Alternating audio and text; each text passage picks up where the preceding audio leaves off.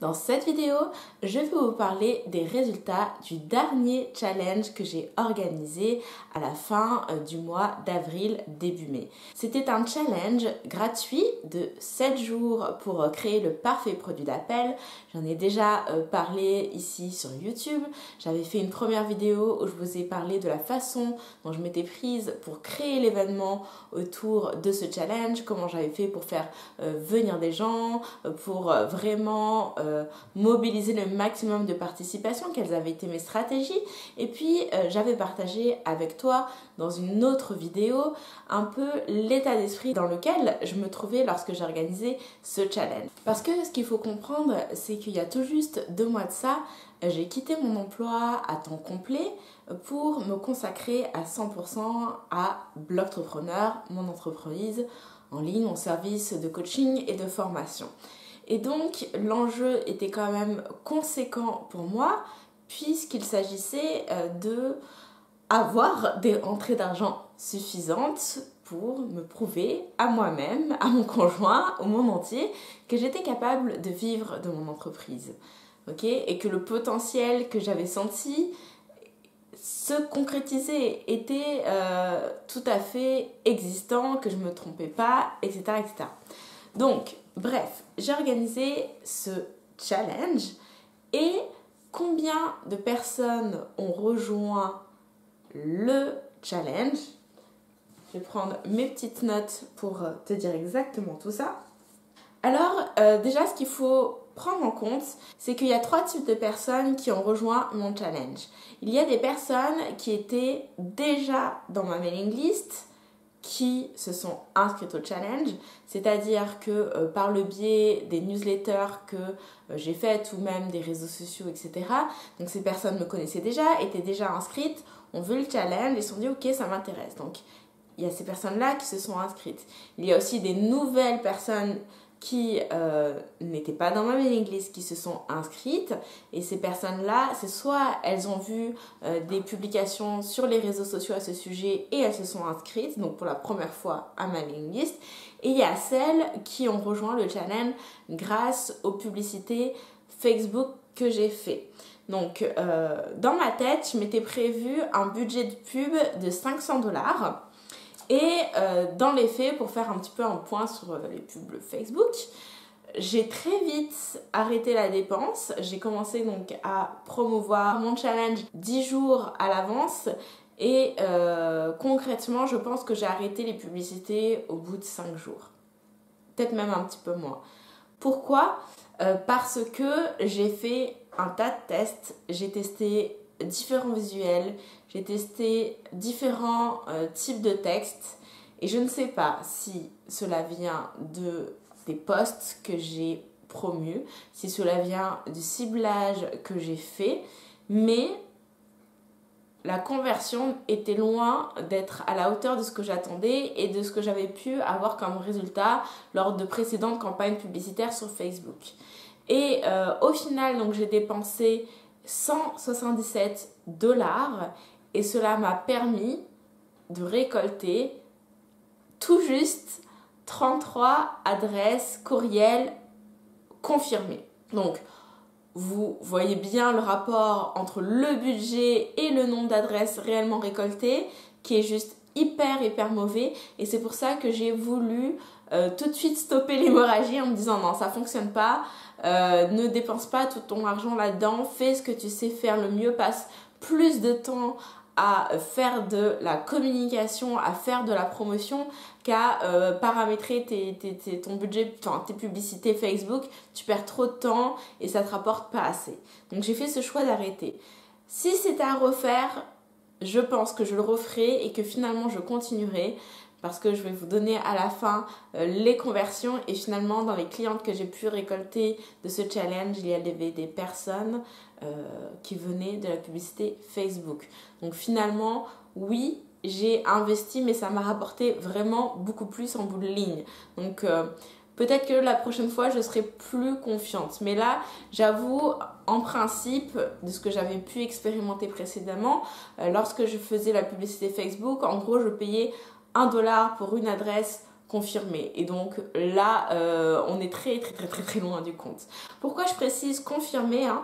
Parce que il y a toujours des personnes qui vont cliquer sur la publicité, qui vont s'inscrire, mais qui ne vont pas aller confirmer dans leur boîte mail leur inscription. Parce que le mail est sûrement parti dans le dossier des courriers indésirables, des spams, et ne l'ayant pas vu, et bien du coup, ils n'ont pas ouvert le mail et cliqué sur « Je confirme ma participation au challenge ».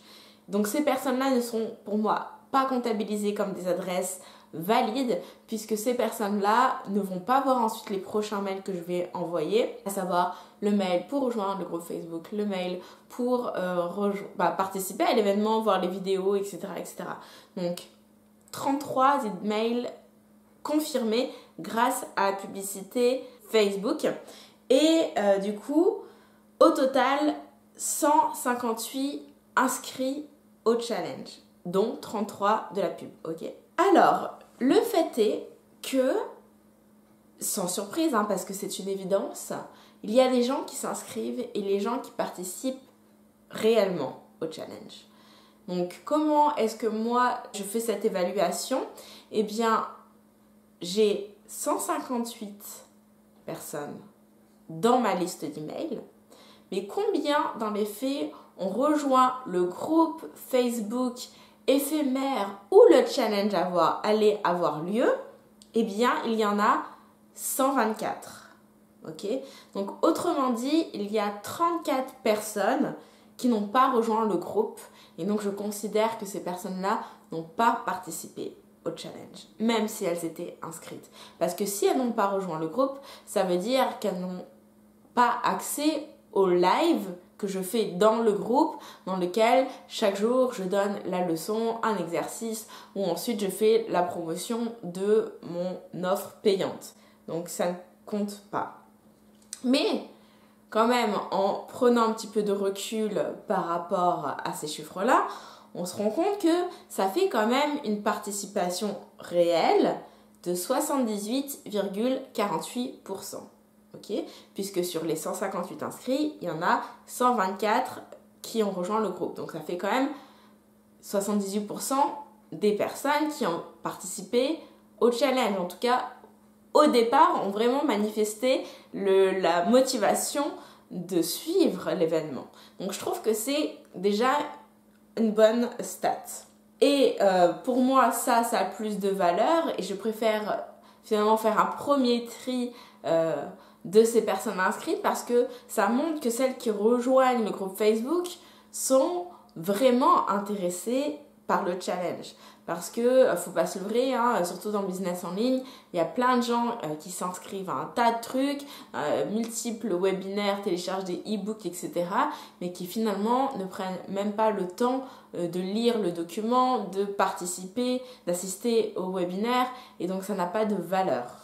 Ensuite, je poursuis dans mes petites notes. Ce que j'ai fait comme évaluation aussi, c'était par rapport à l'activité réelle de ces membres. Ok, on a 128 personnes qui ont rejoint le groupe, mais dans les faits, combien de ces personnes ont réellement été actives, pardon, pas 128, 124. Combien de ces personnes étaient réellement actives dans le groupe Facebook? Donc là, on a la chance de pouvoir avoir cette statistique-là grâce à Facebook. Eh bien, pour moi, le taux d'activité des membres actifs, donc des membres, est vraiment un excellent taux. Je vous mettrai le graphique dans un petit coin par-ci ou par-là où je peux le caser. Donc vous allez voir le rapport entre le nombre de membres et le nombre de membres actifs est vraiment excellent puisque en moyenne, je suis avec 70% d'activité dans le groupe. Ça veut dire que sur les 124 personnes dans le groupe, en moyenne, 70% des membres étaient actifs tous les jours. Et donc c'est vraiment excellent. Vous allez voir les chiffres. Donc le challenge a vraiment commencé le lundi 30 avril. Donc les jours avant, c'est parce que j'ai fait une pré-ouverture du groupe pour inciter les gens à se présenter, à nous dire quels sont leurs objectifs, qu'est-ce qu'ils attendent du challenge, etc. Donc c'est pour ça que la courbe va vraiment en montant. Ensuite on voit une belle progression du lundi au jeudi. Puis à partir de vendredi, la participation commence un petit peu à décliner, ce qui est tout à fait logique puisque c'est le week-end. Donc c'est normal que les membres soient moins connectés et viennent moins commenter, participer, voir ce qui se passe puisqu'elles sont en week-end. Mais quand même, on note que le dimanche, ça remonte. Je pense que c'est l'effet dimanche soir où on se connecte à Facebook pour voir un petit peu ce qui se passe. Et puis du coup, les filles sont certainement allées regarder les vidéos qui avaient été faites vendredi, samedi pour rattraper un petit peu leur retard.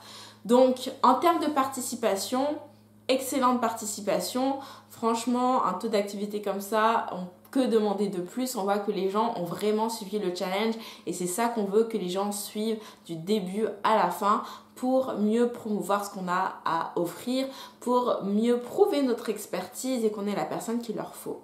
Autre donnée intéressante aussi, c'est concernant les lives, puisque c'est comme ça que ça fonctionnait. Chaque jour, je faisais un live. En réalité, combien de personnes étaient vraiment présentes sur les 124 au direct? Donc là, le taux est vraiment minime puisqu'en réalité, en moyenne, j'avais 10 personnes connectées pour le live. Mais c'est pas choquant parce que avant même d'avoir commencé le challenge, j'avais fait un petit peu un sondage sur quelle heure était préférable pour mobiliser le plus de monde. Pourquoi est-ce que j'ai fait ça? Parce que moi je suis sur deux audiences. Je vise une clientèle francophone, donc majorité en Europe, généralement France, puis pays autour, Belgique, Suisse, etc.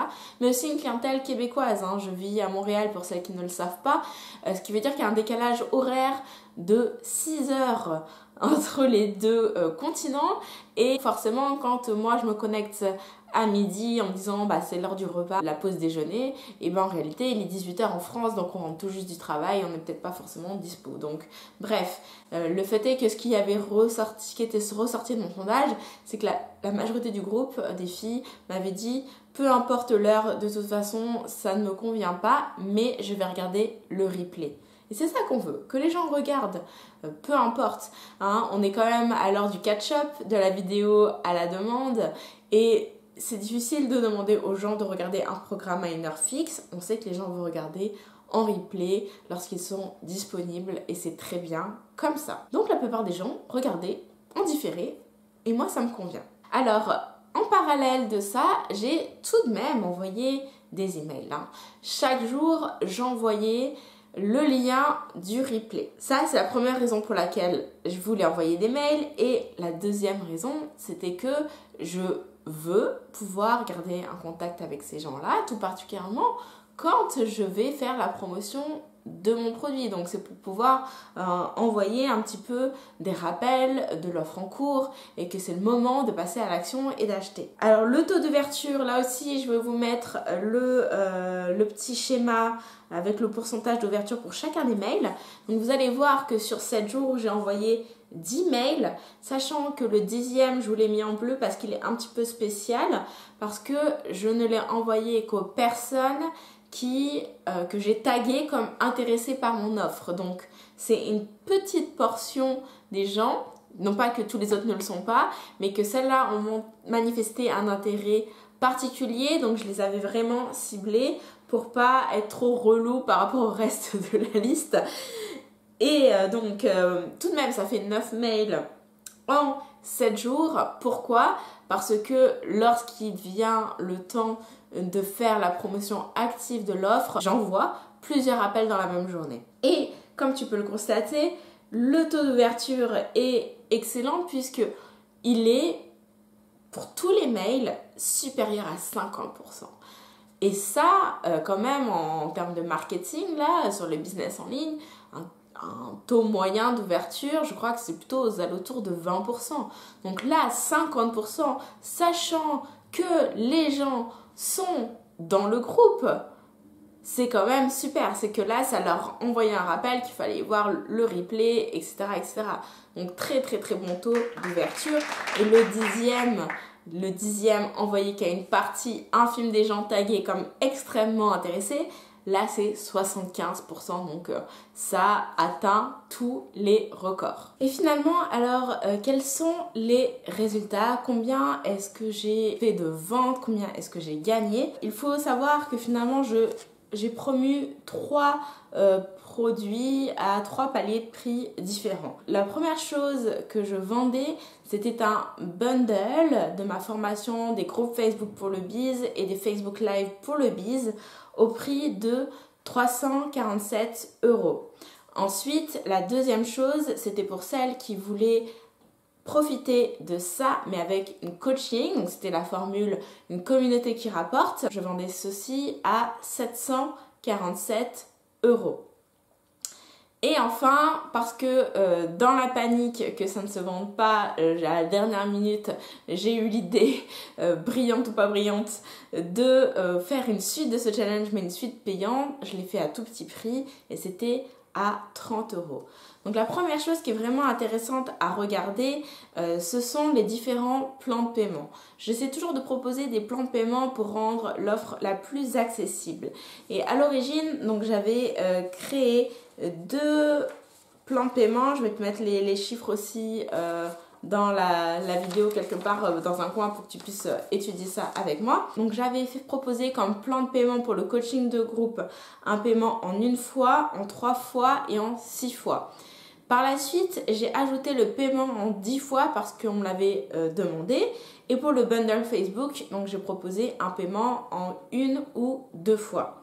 Donc ce qui est intéressant de voir, c'est le nombre de pages vues. C'est-à-dire combien de personnes sont allées sur la page de paiement parce qu'elles étaient intéressées et prêtes à acheter. Donc ce qui est intéressant de voir, c'est que finalement le plan de paiement en 10 fois est celui qui a été le plus de fois vu parce qu'il y a 28 pages vues. Et pourtant, en réalité, combien de personnes ont vraiment cliqué sur le bouton payer? 2. Et ensuite, bon, on peut voir que le coaching de groupe en 1 fois finalement presque était plus pertinent, en paiement d'1 fois était plus pertinent que pour les autres. Et par contre, le bundle a nettement eu plus de succès pour le plan de paiement en 2 fois. Mais concrètement maintenant, parlons de combien de personnes ont acheté. Parce que là, on parle en termes de pages vues, de boutons cliqués, etc. Mais ça ne dit toujours pas combien de personnes ont réellement confirmé. Mais quand même, tu vas comprendre pourquoi j'insiste là-dessus sur les plans de paiement. C'est que c'est bien de voir le rapport entre qu'est-ce qu'on propose, qu'est-ce qui fonctionne le mieux et qu'est-ce que ça en dit sur son audience et son public cible. Eh bien, dans les faits, sur le coaching d'une communauté qui rapporte, qui comprenait donc coaching et formation tout ensemble, j'ai fait exactement 3 ventes qui me rapportent un total de 2374 €. Parmi ces 3 personnes, 2 ont payé en 1 fois et 1 personne en 10 fois. Donc j'aurais quand même tendance à dire que finalement les personnes qui sont vraiment prêtes à investir, elles investissent mais cash quoi, elles sortent la somme, elles se cassent pas trop la tête sur les plans de paiement, de toute façon elles sont déterminées à acheter, donc elles y vont, elles sortent l'argent. Je pense que en tout cas c'est mon analyse. Pour le bundle Facebook, j'ai fait une vente à 416 €, donc avec un paiement en 2 mensualités. Et pour la suite du challenge, donc tout de suite dans la foulée de la même semaine, c'est-à-dire du même jour, puisque j'ai annoncé ça le dimanche midi, et en gros le challenge se terminait le soir. Donc j'avais déjà fait 3 ventes et au final j'en ai fait 12. Donc ça me rapporte un total de 360 €. Donc si je dois faire une évaluation de combien m'a rapporté exactement ce challenge des produits dont j'ai fait la promotion, on arrive à un total de chiffre d'affaires de 3150 €, soit, pour celles qui nous regardent au Canada, 4 785 $, sachant que donc faut déduire les 177 $ que j'avais fait en publicité Facebook. Et au final, sur ces publicités Facebook, sur les 33 personnes qui s'étaient inscrites, 2 ont souscrit. Et là, quand j'ai souscrit, c'est une pour le coaching et une pour le bundle. Donc, l'apport en argent par rapport à l'argent investi est vraiment énorme. Ce qui veut dire qu'en termes de taux de conversion, pour celles qui sont à fond dans le marketing, si j'ai fait 4 ventes pour la formule de coaching avec la formation, etc., sur les 123 personnes qui avaient rejoint le groupe, ça nous fait un taux de conversion à 3,25%, ce qui est déjà tout à fait correct, puisque souvent c'est 2-3% des gens qui achètent. Mais si j'ajoute à ça la suite du challenge payant, ça nous fait un total de 15 ventes sur 123 personnes, soit 8,20% de taux de conversion, ce qui est juste excellent. Donc, dis-moi en commentaire, est-ce que tu trouves ça intéressant d'avoir tous ces chiffres, les dessous de mon challenge, de mon activité? Dis-moi en commentaire si tu penses que tu voudrais en voir plus sur cette chaîne YouTube, que ça t'intéresse. Mets-moi un pouce si tu as aimé cette vidéo. N'hésite pas à t'abonner pour ne pas manquer les prochaines. Je te dis à très bientôt. Salut, salut!